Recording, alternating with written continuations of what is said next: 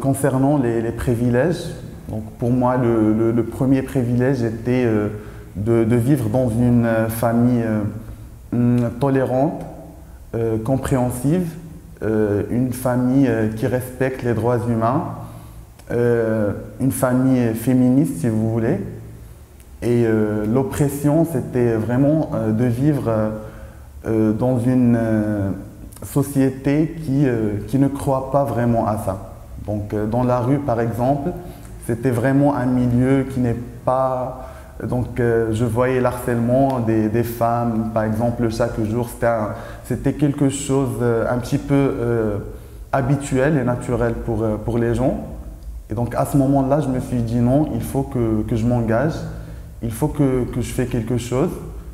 Certes, je ne suis pas une femme, donc je ne comprends pas vraiment ce que c'est être harcelé chaque jour, vivre des choses comme ça chaque jour. Mais donc, je suis humain et je comprends parfaitement ce que c'est. Donc,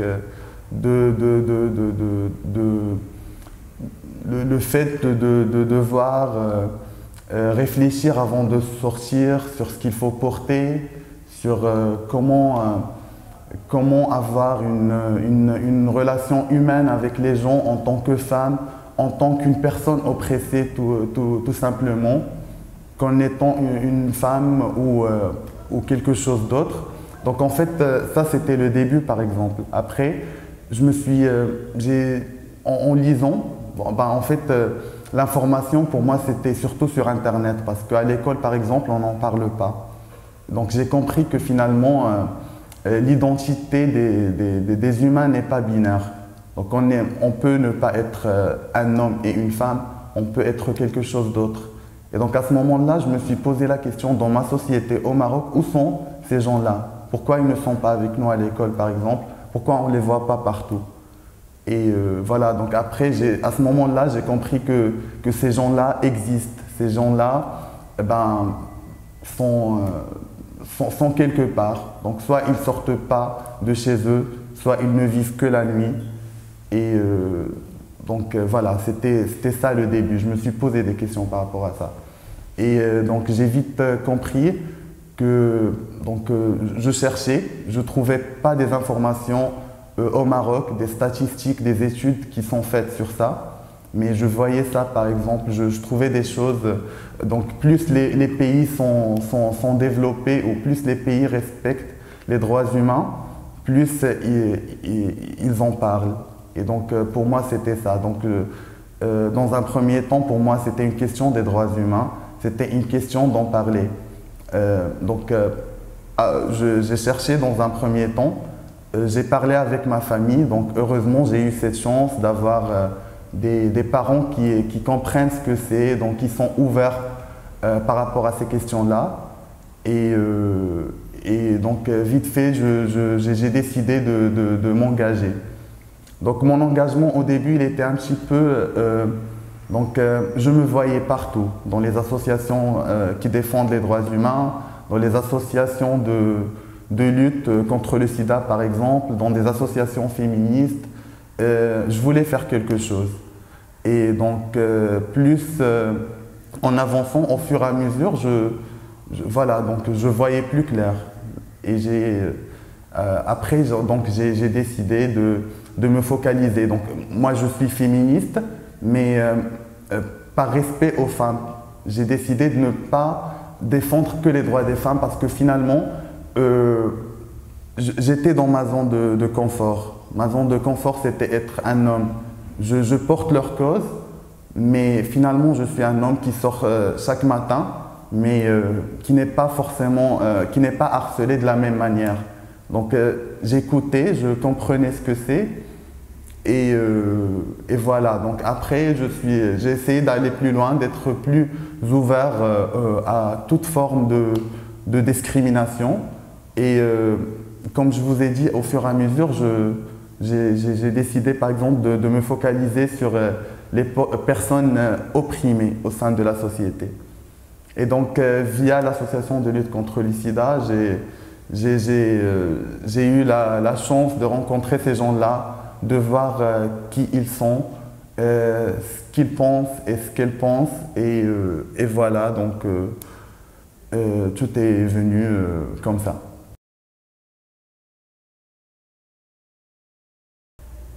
Donc au début, en fait, le territoire était moi-même. Donc la haute, ma cible, on va dire, le milieu dans lequel j'étais moi-même. Je me posais des questions, j'essayais de répondre moi-même. Donc comme vous savez, par exemple au Maroc, les questions que je me posais, on ne pouvait pas y répondre, on ne pouvait pas avoir des réponses, par exemple à l'école, même à la famille. Moi, j'ai eu la chance d'avoir une famille assez ouverte par rapport au contexte marocain, mais par exemple, on ne pouvait pas vraiment, il y a toujours ce fameux chouma au Maroc, on ne peut pas vraiment parler de la sexualité, par exemple, même quand il s'agit de la santé sexuelle, par exemple. Il fallait vraiment avoir des sources d'information. Ben, moi, j'ai eu de la chance parce que j'avais Internet. J'avais aussi, voilà, il y avait cette bibliothèque chez nous. Donc, je pouvais lire, je pouvais avoir des informations par rapport à ça. Mais au début, je ne pouvais pas en parler aux gens. Donc, je me posais des questions, j'avais des réponses, mais je ne pouvais pas partager ça. Donc à un certain moment, après quelques années, donc on va dire à mes 18 ans, j'ai commencé à en parler avec ma famille. Donc de pourquoi c'est assez tabou, pourquoi on est comme ça au Maroc, pourquoi par exemple quand on regarde le cinéma français ou le cinéma européen, on en parle, mais quand on regarde la télévision marocaine ou les films marocains, on est assez crispé par rapport à ça. Et donc, au fur et à mesure, j'avais des réponses et j'ai vite compris que ce n'était pas si difficile que ça. Donc, il fallait juste commencer à en parler avec les parents, avec ma mère, avec mes sœurs et mon père. Et donc, voilà. Donc, après, j'étais très optimiste par rapport à ça et j'ai vite fait décider à en parler avec mes amis. Bah, mes amis, c'était facile. Donc, à un certain degré. Et donc j'étais plus optimiste et j'ai essayé d'en parler avec mon entourage. Et donc là, à ce moment-là, c'était un petit peu difficile parce que il y avait ces fameux stéréotypes. Donc si on parle par exemple de la diversité sexuelle et de la pluralité des genres, il y a ces fameux stéréotypes. Donc vite fait, on vous traite d'homosexuel, on vous traite d'athée, on vous traite de laïcs, de mécréants.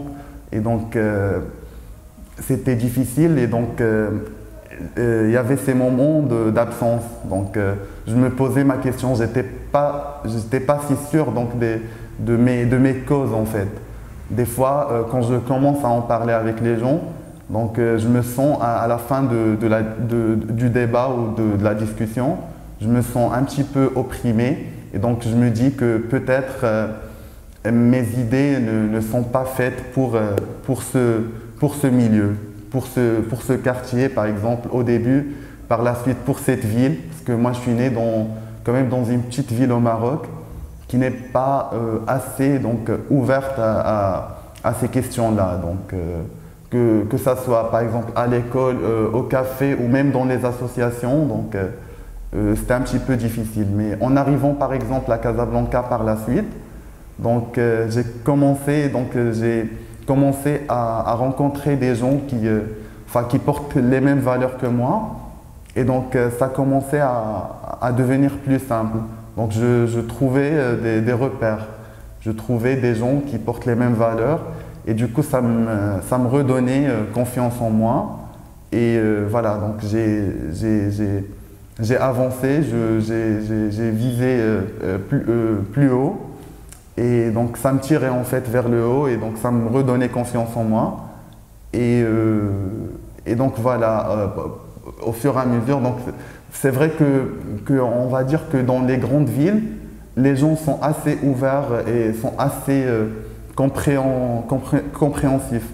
Mais c'est vrai que dans les milieux ruraux, par exemple, et dans les petites villes, il y a du travail à faire par rapport à ça.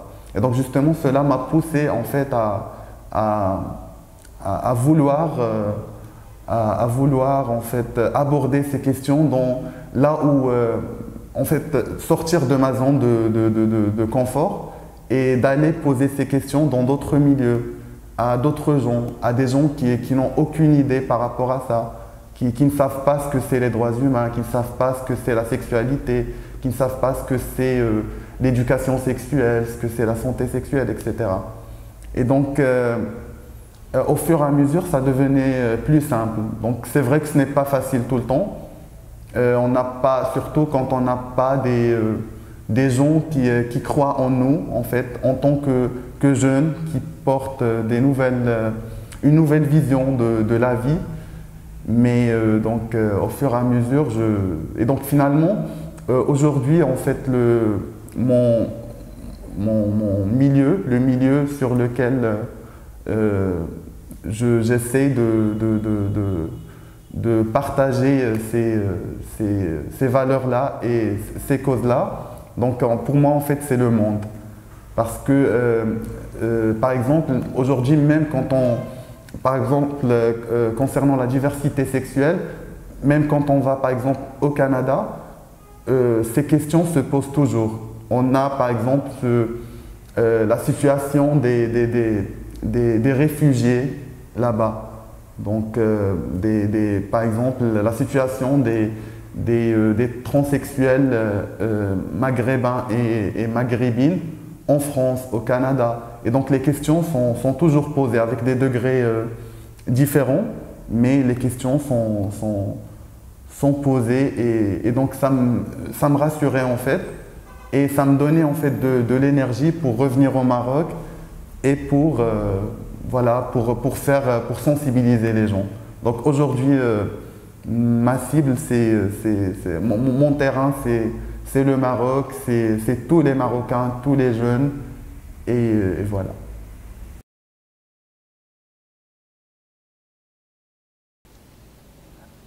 Mon combat, c'est mon rêve aussi, c'est de vivre dans un Maroc où le respect mutuel règne, où il y a beaucoup de vivre ensemble, où on respecte les droits de toutes les personnes, quel que soit leur sexe, quelle que soit leur sexualité, quelle que soit leur identité. Donc pour moi, c'est important. Donc j'ai aussi un combat particulier, donc c'est de porter la parole de ces personnes qui n'ont pas encore de parole au Maroc, ou en tout cas qui ont peur d'en parler. Et donc c'est la cause des personnes LGBTQ+ au Maroc. Donc moi je me focalise sur les droits sexuels et sanitaires de ces gens-là. Et donc voilà, je les cible pour leur aider donc, à se protéger, à comprendre leur identité, comprendre qui ils sont. Et voilà, donc, mais aussi j'essaie, donc en fait j'aimerais bien parler en essai, donc, parce que je ne suis pas le seul, on n'est pas nombreux, mais on est quand même, il y a beaucoup de gens qui portent les mêmes valeurs et le même combat que moi. Et voilà, donc on essaie d'être proche de ces gens-là, de les aider à se protéger, voilà, donc à être de leur côté. Et voilà, mais on cible aussi toutes les Marocaines et tous les Marocains, surtout les jeunes, donc pour leur expliquer donc, ce que c'est, parce que finalement, je crois qu'au Maroc, par exemple, on vit dans la méconnaissance par rapport à ces questions-là. Donc les gens ont peur d'aborder ces questions ou d'écouter les gens qui parlent de ces questions-là juste par méconnaissance, parce qu'on n'a pas l'habitude d'en parler. Et donc dans leur tête, c'est quelque chose de ne pas bien, juste parce qu'on n'en parle pas à l'école. Ou sinon, quand on parle de ça, c'est pour dire des bêtises, donc, et pour coller des étiquettes par rapport à ça. Et donc c'est le combat, comme je vous ai dit, c'est ça, c'est les droits des personnes, de ces personnes-là. Et donc on essaie de lutter contre lutter contre toute forme de stigmatisation, discrimination et aussi donc de sensibiliser les gens par rapport aux droits des personnes LGBTQ+. Donc juste pour être plus clair, je ne sais pas s'il y aura certainement des Marocains qui vont nous regarder. Il y a beaucoup de gens qui ne savent pas ce que c'est LGBTQ+. Donc c'est l'identité, c'est la sexualité et donc l'identité sexuelle en même temps. Donc quand on parle de ces gens-là, on parle pas seulement des homosexuels, mais aussi donc des intersexes, des transsexuels et donc toutes les personnes qui ne se définissent pas comme hétérosexuels ou qui ne sont pas binaires. Et donc c'est vraiment pour sortir de la normativité et de l'hétéronormativité sociale et donc vivre dans la diversité donc, et dans le respect mutuel pour que ces gens-là n'aient plus peur d'être affichés dans la société. Parce que malheureusement en Maroc, ils sont là, ils existent, mais on ne les voit peut-être pas juste par peur, parce qu'ils ont peur de vivre dans l'espace public. Et donc, en attendant de voir ces gens-là partout, donc moi et beaucoup de militants et militantes comme moi, on essaie de porter leurs paroles et de défendre leur cause. Et donc moi, personnellement, je me définis comme être humain qui défend les droits et les libertés des gens opprimés au sein de la société, et particulièrement la société marocaine, qui est malheureusement jusqu'à maintenant une société qui n'est pas assez diversifiée et une société voilà, donc, qui est très normative. Et donc, voilà.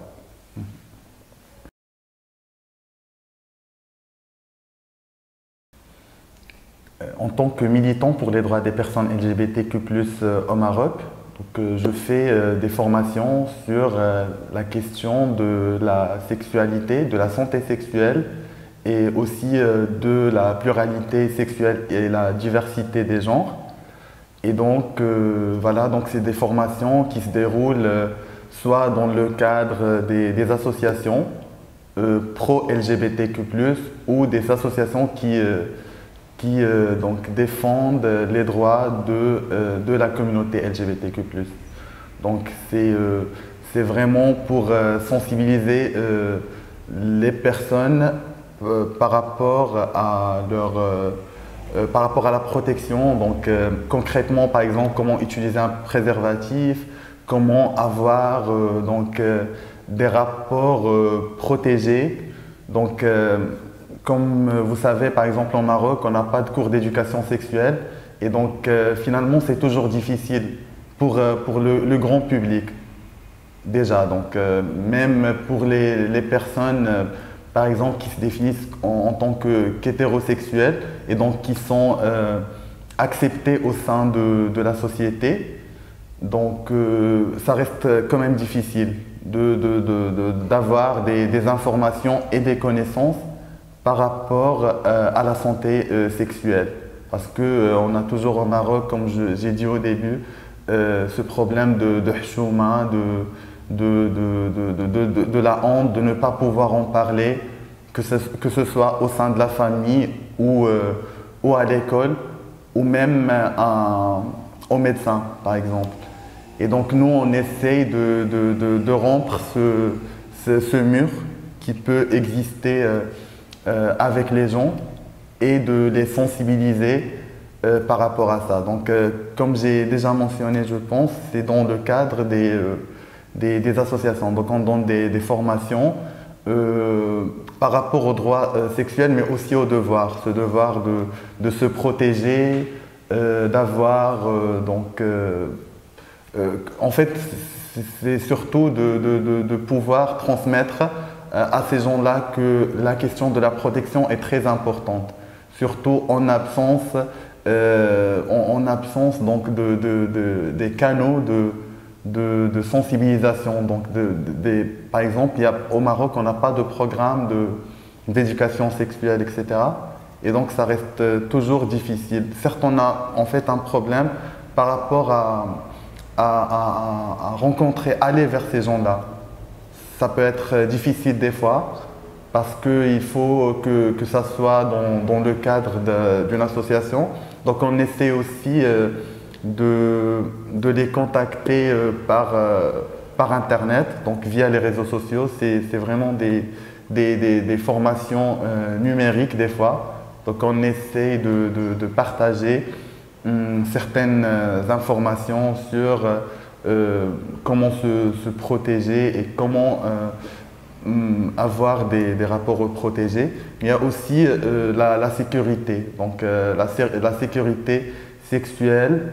Et donc cela concerne le fait de comment en fait rencontrer, faire des rencontres, comment se protéger dans le milieu public pour ne pas subir des discriminations. Et voilà, donc c'est vraiment ces choses-là. Nous faisons, donc moi personnellement, je fais aussi des études sur la question de LGBTQ+, au Maroc. Donc par exemple, dernièrement, je fais une étude sur le rapport entre les médias et la question au Maroc. Si les médias sont des amis ou des ennemis de la question. Et donc pour moi, c'est une question très importante parce que les médias, c'est aussi important que l'éducation pour pouvoir partager notre cause et arriver aux gens. Parce que finalement, des fois, et cela revient à ce que j'ai dit au début, on a ces moments de dépression, si vous voulez, ou de pessimisme. On se dit, voilà, nous avons une cause. Mais comment arriver aux gens?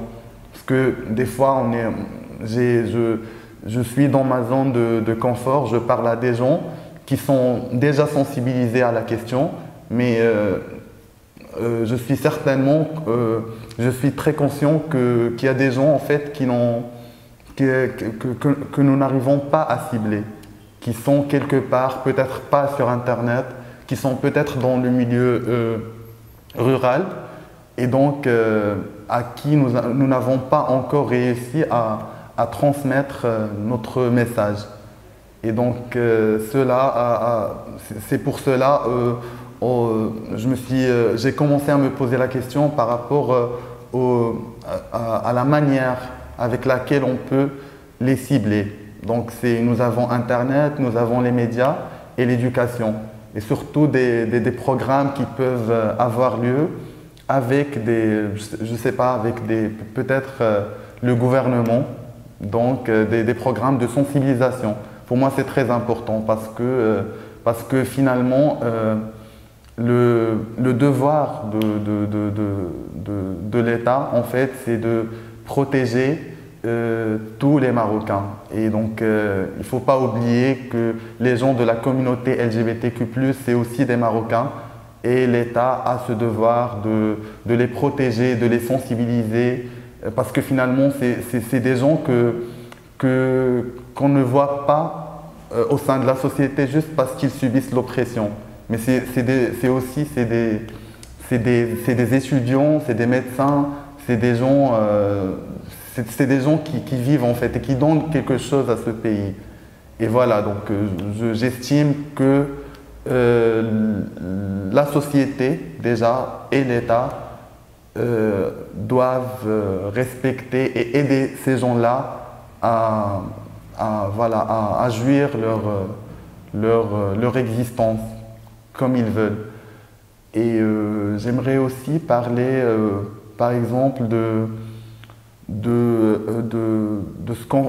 formations, parce qu'en fait on fait des formations et on fait aussi le plaidoyer. Donc on essaie d'être le porte-parole, les porte-parole de cette question, en fait partout. Donc en fait créer le débat par rapport à cette question. Et pour moi c'est très important aussi parce que dans un premier temps créer le débat c'est aussi, quelle que soit la manière, quelle que soit la façon, c'est aussi important pour pouvoir arriver à une situation meilleure de la chose. Je voulais aussi parler du militantisme au Maroc. Donc, la question est nouvelle en fait par rapport à notre contexte au Maroc. Donc, ça date de peut-être après de 2011. Peut-être avant il y avait un certain militantisme, mais à partir de 2011, on est devenu de plus en plus nombreux à en parler. Et pour moi, c'est très bien. C'est un engagement. En fait, je dis toujours que au Maroc, particulièrement par rapport à cette question-là, nous n'avons pas qu'un seul militantisme, mais des militantismes. Et pour moi, c'est très enrichissant et c'est très bien d'avoir plusieurs mouvements, plusieurs courants qui discutent la question de manière différente. En fait, par exemple, moi, j'essaie d'aborder la question de la santé sexuelle. J'essaie de donner des formations par rapport à l'identité sexuelle, etc. Mais il y a aussi ces gens-là qui essaient d'aborder la question autrement, comme une question de...